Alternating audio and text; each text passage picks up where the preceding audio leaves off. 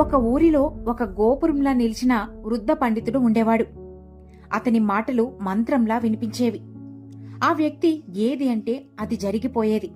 ఒకరోజు ఆ వ్యక్తి దగ్గరకు ఒక యువకుడు వచ్చి ఇలా అడుగుతాడు, ఆచార్య, మీ మాటల్లో అంత శక్తి ఎలా వచ్చింది అని. దానికి ఆ పండితుడు చిరునవ్వుతో ఇలా అంటాడు, నీవు పలికిన మాట నీ మనస్సు నుండి వస్తే అది శబ్దం, నీ హృదయం లోతుల్లో నుండి వస్తే అది శక్తి అని. మన ఋషులు ఒక మాటను పలికేటప్పుడు ముందు ప్రాణశక్తిని ఆ మాటల్లో పెట్టేవారు. అందుకే వారి మాటలు మంత్రంలాగాను శపించే విధంగానూ మారేవి.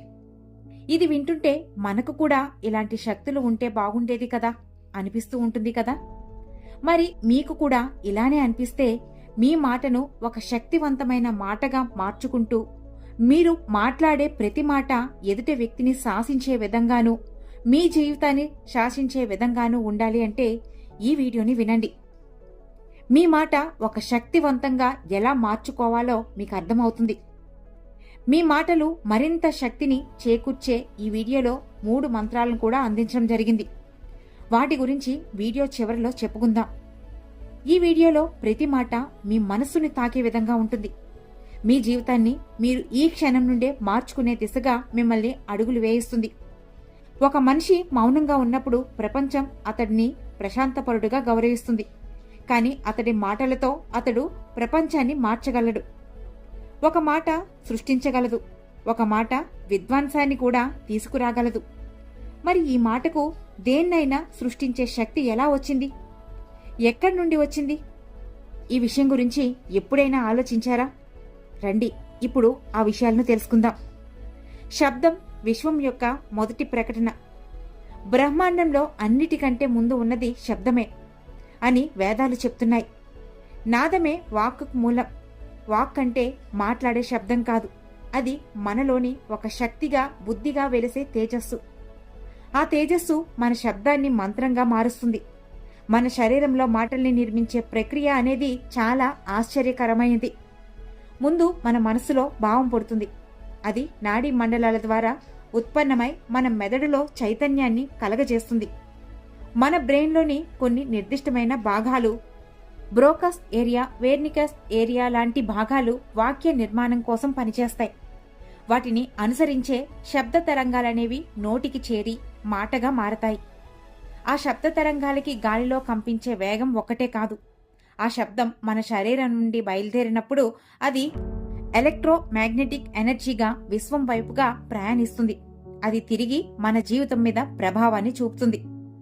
ఈ విషయం గురించి జపాన్కు సంబంధించిన ఎమాటో అనే శాస్త్రవేత్త ఆధారాలతో చూపించారు. ఒక నీటితో ఉన్న గ్లాస్ని పట్టుకొని లవ్ లవ్ అని చెప్తూ ఉన్నప్పుడు ఆ నీటి యొక్క కణాలు అందమైన ఆకృతిలోకి మారిపోతాయి. అలానే హేట్ అనే మాటలను పలుకుతున్నప్పుడు ఆ నీటి యొక్క కణాలు భయంకరంగా మారిపోతూ ఉంటాయి. అంటే మాటల్లో దాగిన శక్తి పదార్థం మీద కూడా ప్రభావం చూపగలదు. మన శరీరంలో కూడా 70% నీటినే నిండి ఉంది. ఈ విషయాన్ని మనం గుర్తుంచుకోవాలి.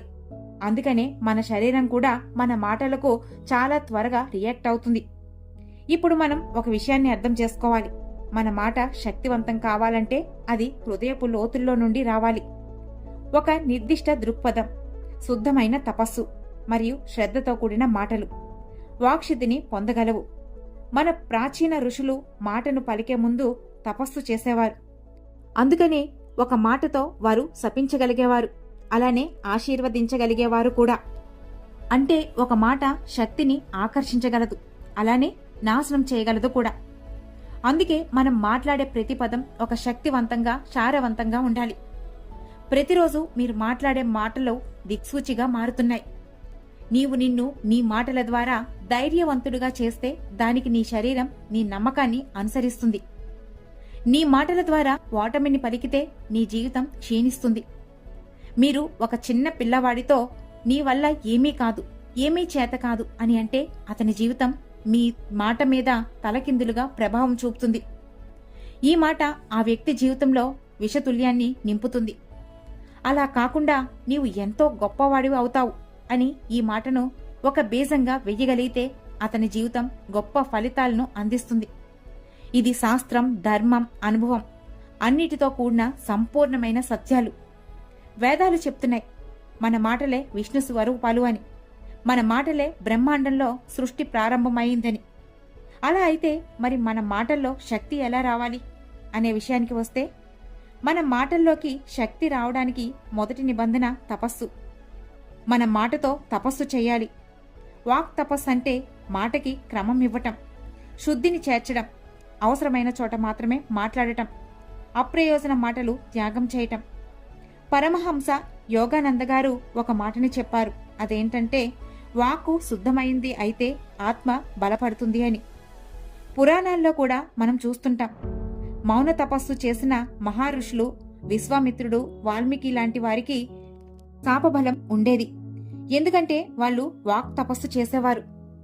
మనం ఒక మాటను చెప్పే ముందు మనస్సులో శాంతి ఉండాలి. ఆ మాటకు ముందు భావం ఉండాలి. ఆ మాట ప్రయోజనాన్ని కలిగించేదై ఉండాలి. అప్పుడు ఆ మాట వాక్సిద్ధిని పొందుతుంది. నాదబ్రహ్మ అనేది వేద సత్యం. శబ్దమే పరబ్రహ్మం. నాదయోగం అంటే ఆ శబ్దం ద్వారా స్వరాన్ని శుద్ధి చేయటం. మన శరీరంలో 72,000 నాడులున్నాయి. వీటిలో 108 నాడులు నాదశక్తి ద్వారా స్పందిస్తాయి. ఓం అనే మంత్రాన్ని సరిగ్గా శ్రద్ధగా జపించండి.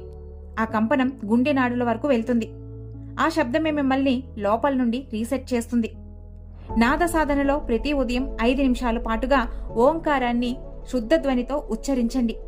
ఈ వాక్ శుద్ధి మీ ఆలోచనలో శుద్ధి అనేది ఆరంభమవుతుంది. ప్రతి మంత్రం ఒక శక్తి రూపం. మీరు జపించే ప్రతి మంత్రం మీ శరీరంలోని నాడులను మేల్కొల్పుతుంది. అప్పుడు మీ మాటలు మంత్రంలా మారిపోతాయి. వాటి శక్తి మనలోకి ప్రవేశిస్తాయి.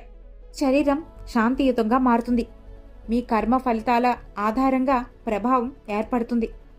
మరి మీ వాక్కు శక్తివంతంగా మారి ఆ వాక్ను మీరు సరైన క్రమంలో ఉపయోగిస్తూ సరైన కర్మ ఫలితాలను అందుకోవడం కోసం ఇక్కడ 3 మాటలను మంత్రాలుగా మార్చుకొని ప్రతిరోజు ఉదయాన్నే చెప్పుకోండి. వీటిలో మొదటిది నాకు సాధ్యమే, రెండవది నేను శాంతియుతంగా ఉన్నాను, నాకు శాంతి ఉంది, ఇక మూడవది నాకు విశ్వం ఇంకా ఆ పరమాత్ముడి యొక్క సహకారం ఉంది అని ఈ 3 మాటలను చెప్పుకోండి. ఈ సాధనల ద్వారా మీ వాక్ అనేది శక్తివంతంగా మారుతుంది. ఆ శక్తితో మీరు దేన్నైనా సృష్టించగలుగుతారు. మాటలను శుద్ధం చేయండి. భావంతో మాట్లాడండి. శబ్దాన్ని తపస్సుగా వాడండి. మంత్రాన్ని మీ లోపల ముద్రించండి. నాదాన్ని ధ్యానం చేయండి. అప్పుడు మీరు మాట్లాడే ఒక్కో పదం మీలో శక్తి, శాంతి, సృష్టిగా మారుతాయి. మరి ఈ వీడియో మీకు వాక్ శక్తిని అందించగలిగిందనే అనుకుంటున్నాను. మరి మీ శక్తివంతమైన భావాలను మీ అభిప్రాయాలుగా కామెంట్స్ ద్వారా తెలియచేయండి.